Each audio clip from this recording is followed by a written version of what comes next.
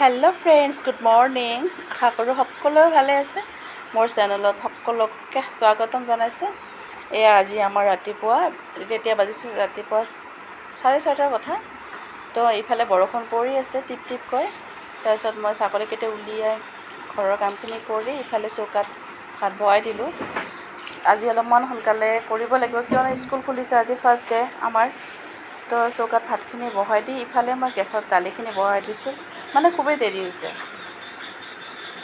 দালিখিনি বহাই দি চাহ খালোঁ, চাহ দিলোঁ।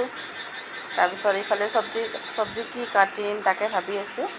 এইফালে লেচেৰা আলু ভাজি কৰিলোঁ, আৰু যোৱাকালি মাছ ভাজি আছিল।